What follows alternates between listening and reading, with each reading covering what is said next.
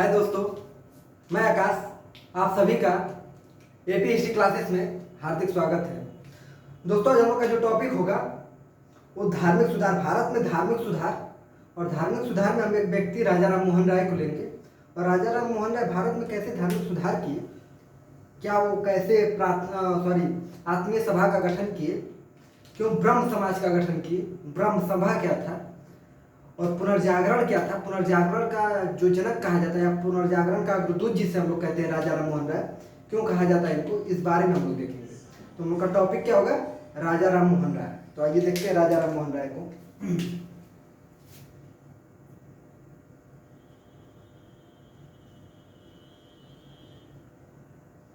राजा राम मोहन राय। राजा राम मोहन राय, पहली बात तो इनको किस किस नाम से जाना जाता है।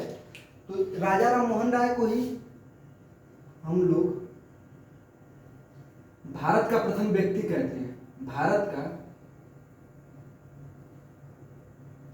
प्रथम व्यक्ति कहते हैं।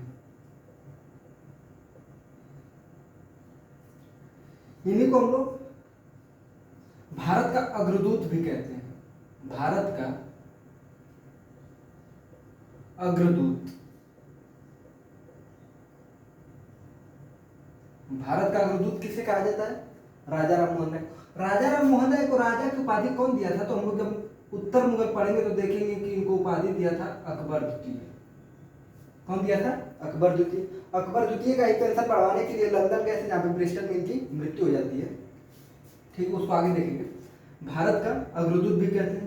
दूसरा चीज, और किस नाम से जानते हैं इनको, पत्रकारिता का पिता भी कहा जाता है। पत्रकारिता, पत्रकारिता का पिता। और क्या कहते हैं, अतीत एवं भविष्य के मध्य सेतु भी कहा जाता है। क्या कहा जाता है, अतीत एवं मध्य एवं भविष्य, भविष्य के मध्य का सेतु भी कहते हैं।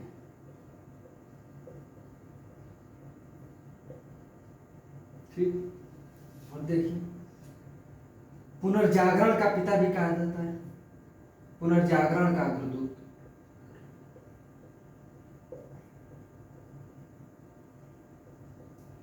अग्रदूत, पुनर्जागरण का अग्रदूत भी कहते हैं। और इनको युग दूत भी कहा जाता है। युग दूत, ये कौन कहा था, तो सुभाष चंद्र बोस कहे थे। क्या कहे थे, युग दूत। कौन कहा था, तो सुभाष चंद्र बोस कहे थे। एससीबी। राजा राम मोहन राय को युग दूत कौन कहा था, तो सुभाष चंद्र बोस कहे थे। अब देखिए, राजा राम मोहन राय का जन्म, इनका जो जन्म हुआ 1772 में हुगली के राधानगर नामक स्थान पे हुआ था। हुगली के राधानगर स्थान पे हुआ था। राजा राम मोहन राय कई पुस्तकों और कई मैगजीन यानी न्यूज़पेपर का भी प्रकाशन करते हैं। देखिए कौन कौन है। पहले तो इसको इस तरह से हम लोग देखें कि आत्मीय सभा की गठन कब किए थे, आत्मीय सभा की स्थापना कब किए थे राजा राम मोहन राय। आत्मीय सभा की स्थापना, आत्मीय सभा की स्थापना कब किए थे, तो 1817 ईस्वी में। कब किए थे, 1817 ईस्वी। इसके बाद देखिए क्या किए थे, 1825 ईस्वी में हिंदू कॉलेज की स्थापना किए। हिंदू कॉलेज की स्थापना किसके सहायता से किए थे, ये क्वेश्चन पीसीएस में बना हुआ है कि हिंदू कॉलेज की स्थापना राजा राम मोहन राय 1825 में किसके सहायता से किए थे। तो उनका उस एक ब्रिटिश व्यक्ति था जिसका नाम था डेविड हेयर। David Hare. किसके सहायता से किए थे? तो डेविड हेयर के सहायता से किए थे। अब देखिए डेविड हेयर की सहायता से किए। 1825 के बाद हम लोग देखते हैं कि इसी समय वेदांत कॉलेज की भी स्थापना करते हैं। वेदांत कॉलेज की स्थापना कौन करता है? राजा राम मोहन राय। कौन करते हैं वेदांत कॉलेज की स्थापना?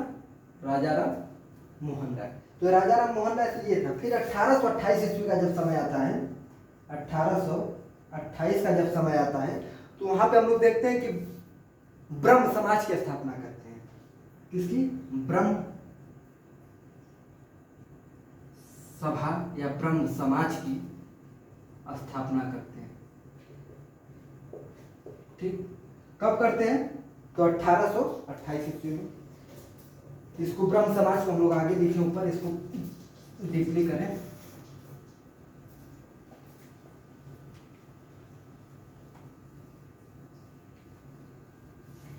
ब्रह्म समाज किसके लिए था? तो एकेश्वरवादियों के लिए था। किसके लिए?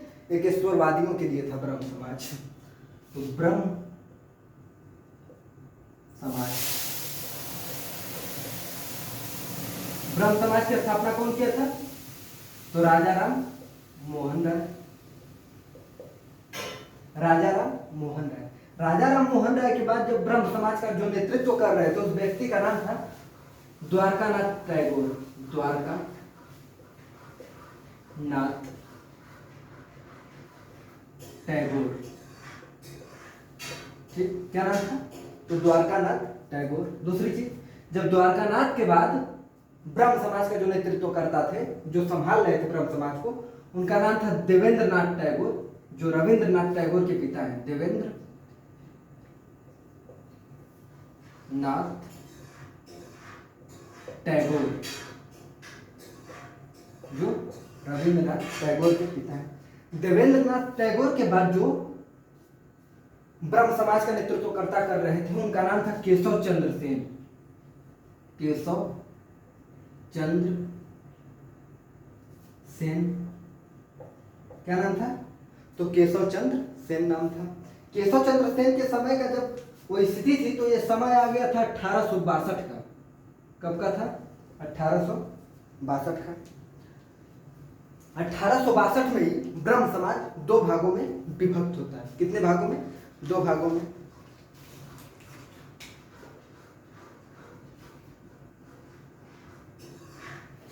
एक होता है आदि ब्रह्म समाज, आदि ब्रह्म समाज, और एक पार्ट होता है भारतीय ब्रह्म समाज। भारतीय ब्रह्म समाज। ठीक, जो आदि ब्रह्म समाज था इसके नेतृत्वकर्ता कौन कर रहे थे? तो हम लोग देखेंगे कि देवेंद्र नाथ टैगोर कर रहे थे। कौन कर रहे थे? देवेंद्र नाथ टैगोर। ठीक, देवेंद्र नाथ टैगोर कर रहे थे, और भारतीय ब्रह्म समाज का नेतृत्वकर्ता केशव चंद्र सेन कर रहे थे। केशव चंद्र सेन केशव चंद्र सेन कर रहे थे। इसी स्थिति के बाद और ये समय चलता ही रहा कि 1878 का जब समय आता है, 1878 का 1878 का जब समय आता है, तो ब्रह्म समाज फिर दो भागों में विभक्त होता है। कितने भागों में? दो भागों में। कौन कौन? एक साधारण ब्रह्म समाज, साधारण ब्रह्म समाज, और एक था भारतीय ब्रह्म समाज, भारतीय ब्रह्म समाज। यही पार्ट आके दो भागों में विभक्त हुआ था, भारतीय ब्रह्म समाज। तो इसके जो नेतृत्व करता थे वो कई लोग थे। कौन कौन थे? आइए यहाँ पे देखते हैं। एक थे आनंद बोस, आनंद बोस। एक व्यक्ति थे जिनका नाम था सुरेंद्र नाथ बनर्जी, सुरेंद्र नाथ बनर्जी। एक थे शिवनाथ शास्त्री, शिवनाथ शास्त्री, कौन थे? शिवनाथ शास्त्री। और एक व्यक्ति थे द्वारकानाथ गंगोली, द्वारकानाथ गांगुली, द्वारकानाथ गांगुली। ये क्या कर रहे थे? साधारण ब्रह्म समाज का नेतृत्व करता थे। केशव चंद्र सेन भारतीय ब्रह्म समाज है, तो यही भारतीय ब्रह्म समाज यहाँ पे आया। तो इसके नेतृत्वकर्ता कौन थे? केशव चंद्र सेन ही थे भाई ना। कि भारतीय जो केशव चंद्र सेन थे, इन्होंने तत्वबोधनी सभा की भी स्थापना की।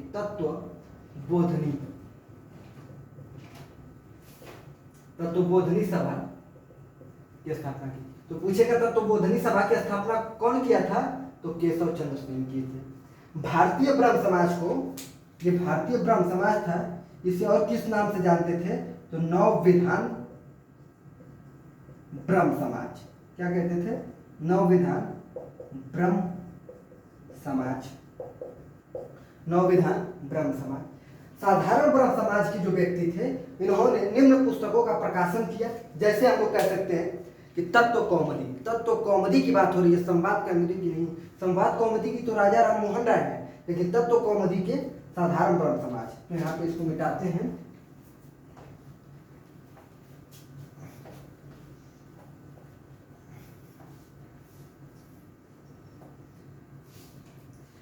ये जो साधारण ब्रह्म समाज था, निम्न पुस्तकों का प्रकाशन किए व्यक्ति, जैसे तत्व कौमुदी पहली पुस्तक। दूसरा चीज और कौन सी पुस्तक थी? तो संजीवनी,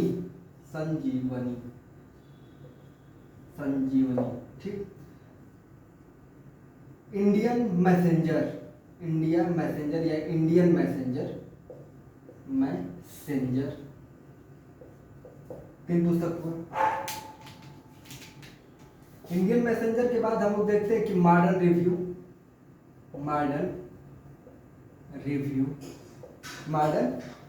रिव्यू और एक ब्रह्म जनमत।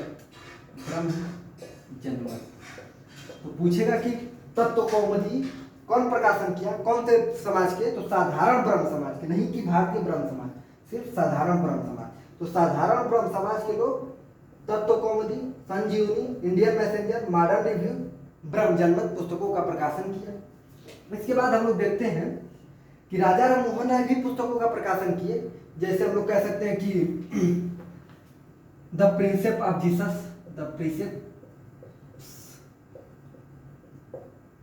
जीसस किस भाषा में थी? तो अंग्रेजी में थी।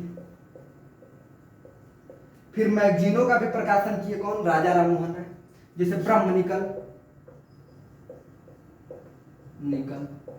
किस भाषा में थी? तो अंग्रेजी। ब्रह्म निकल के साथ ही साथ एक और पुस्तक इनका न्यूज़पेपर था, संवाद कौमुदी।